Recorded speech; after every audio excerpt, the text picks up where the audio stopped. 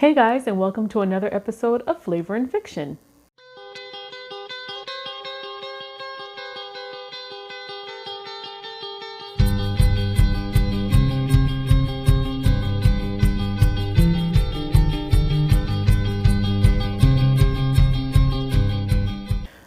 So it's been about 3 weeks since you guys have heard from me.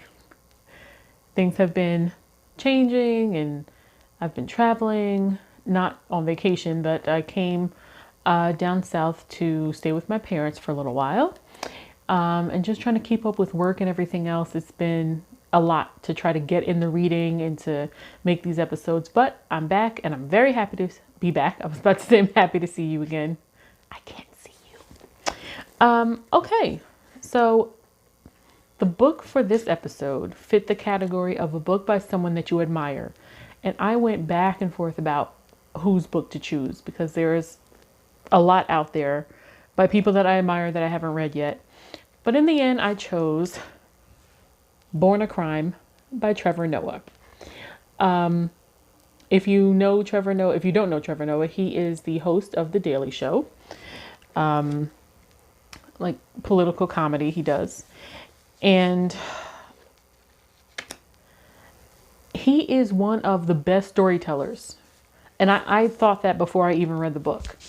Just if you've ever heard him before, whether it's through his stand-up comedy or on The Daily Show, he has a way about him when he's telling a story and the way he relays events that make you feel like you are connected to him. I think that is a gift and a talent. So that's what drove me to read his book. And before we dive in, I guess you're wondering what our recipe today is going to be. So the secret ingredient I chose was cheese. And if you're wondering, it's because in the book, he has a section called the Cheese Boys. Because apparently cheese represented like the ultimate upgrade. It was pretty expensive in South Africa where he grew up. And so putting cheese on something meant like, look at me, I have money.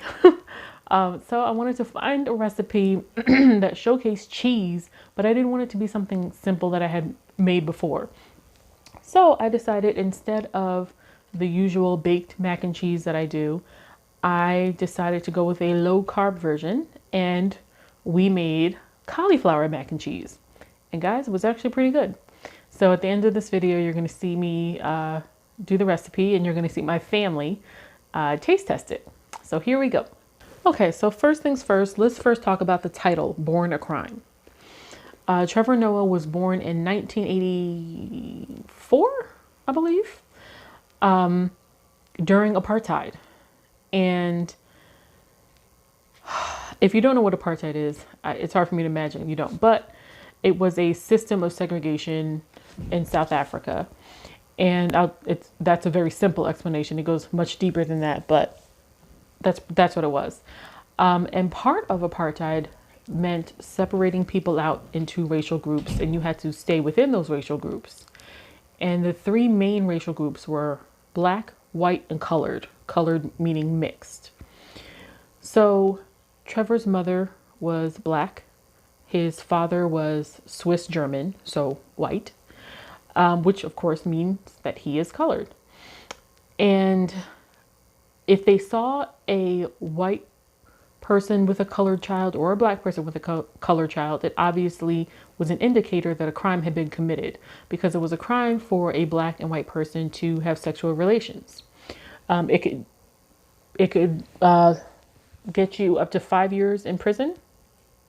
So it was to the point where when his mother wanted to take him to the park, she got one of her colored friends to pose as his mother, and she walked behind posing as the maid. Like, that's how strict it was. One time he visited his father. They were outside and he called him daddy. He was about 3 years old, called him daddy, and his father ran away because he didn't want people to see this colored child calling him daddy, because he could be thrown in jail. So that's what it means to be born a crime. He literally was the evidence of a crime. One of the most surprising things is I did not expect this book to be so much about his mother. It really is almost more of her autobiography and a tribute to how she raised him. She was a free spirit in the fact that she didn't let anyone tell her what to do. She was also strictly religious, very Christian, and had some very lively debates on religion and other things with Trevor growing up. He was an only child for a long time, and so he spent a lot of time by himself. There were times where in school and even at his grandmother's house with the other children, he did not feel that he fully fit in. They could go out and play in the neighborhood, but he had to stay behind the fenced walls because, again, if someone saw him, a colored child in a black neighborhood, it could be bad.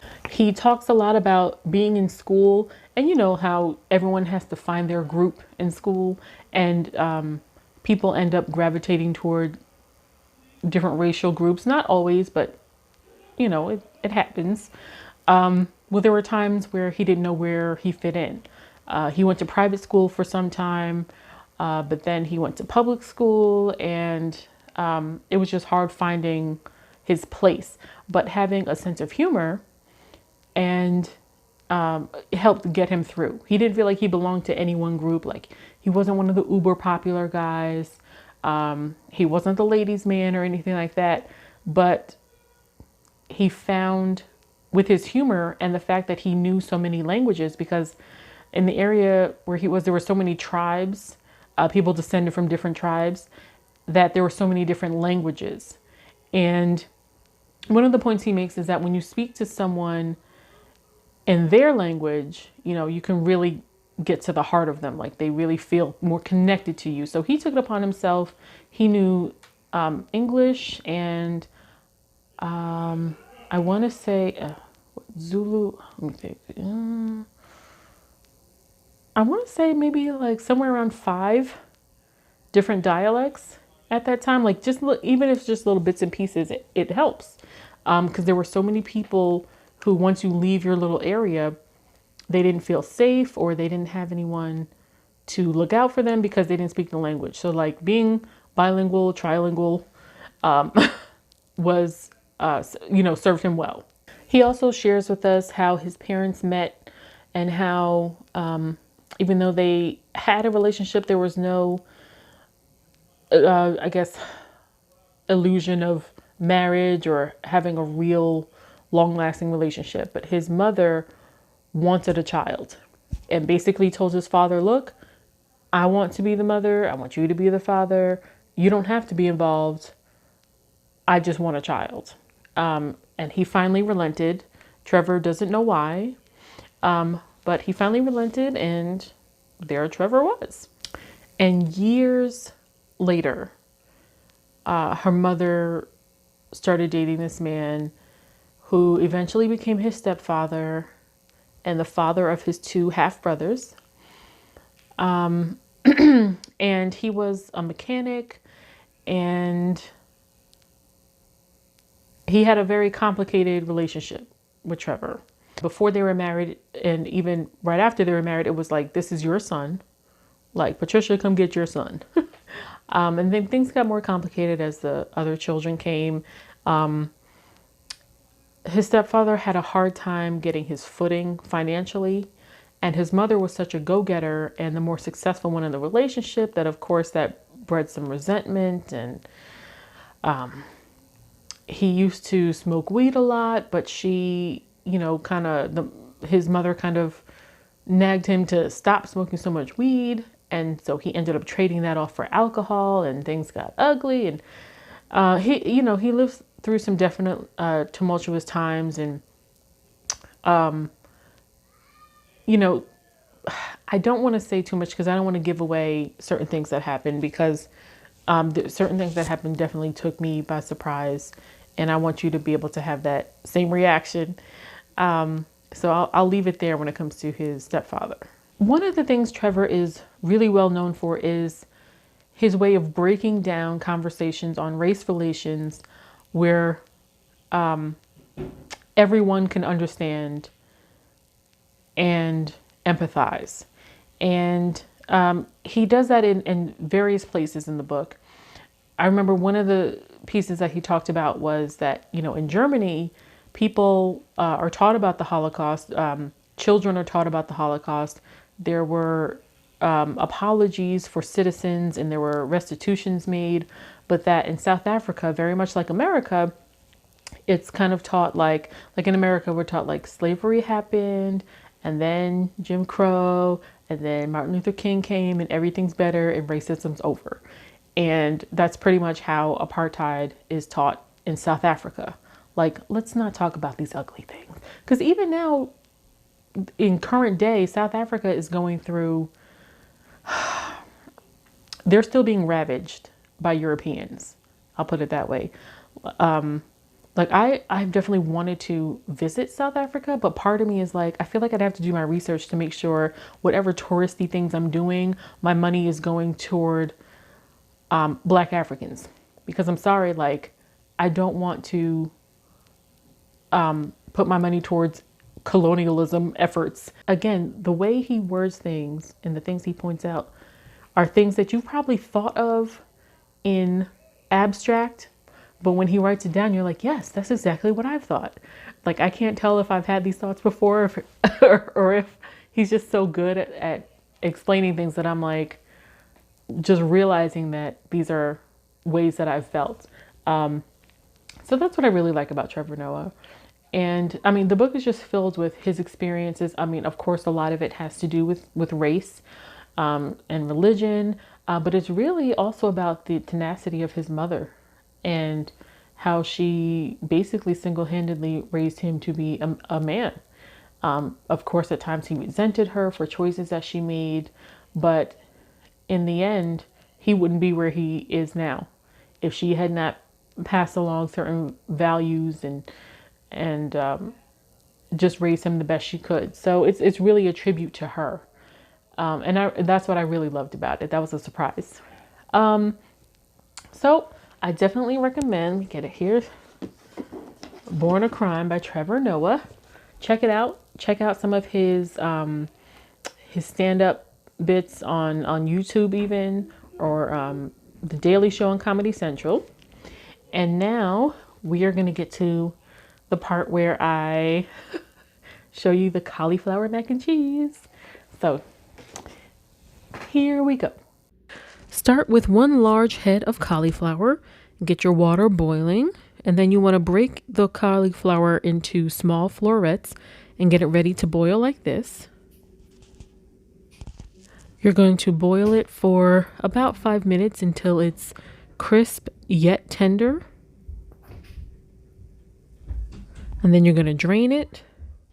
And then you're going to get your 8x8 dish ready by spraying in some Pam. And then pat dry the cauliflower and put it in the dish. Then in a saucepan, you're going to have 1 cup of heavy cream.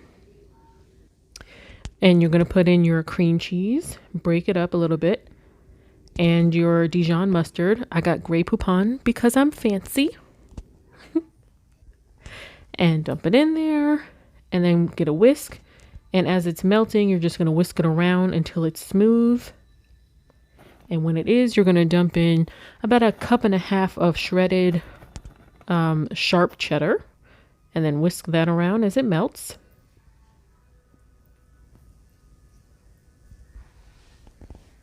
And then when it's smooth, you're going to add in salt, pepper, and garlic powder, which I've done here.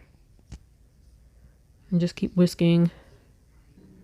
Then you're going to get your florets and pour the mixture over it. And then just mix it up until every little piece is covered. Get those corners. There'll be plenty of sauce to cover the cauliflower.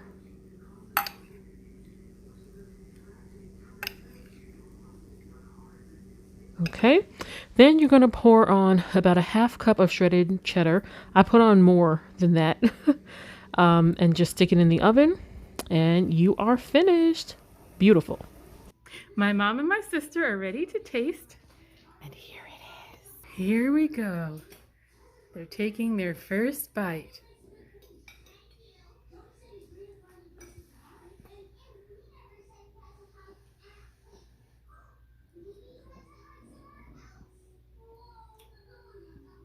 It's good.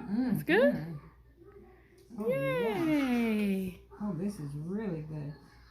So does it need to go back in the oven for a second to sit and dry out a little bit? dry out?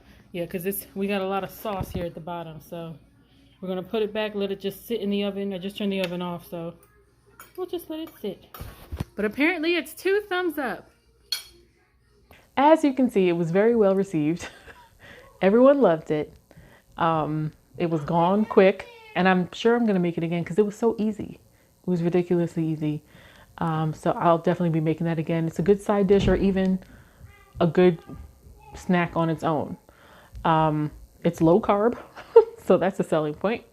So yeah, I'm going to try to get as much reading done as I can. I really want to finish my 2020 reading challenge this year, but things are going very slowly. I have so much work piled up. I'm going to try. That's all I can say. So much happening in the world right now. But get the book, Born a Crime. I'll put a link down below where you can get it. And I'll also put a link down to the recipe that I found on Pinterest. So thank you again for joining me for another episode of Flavor and Fiction. See you next time.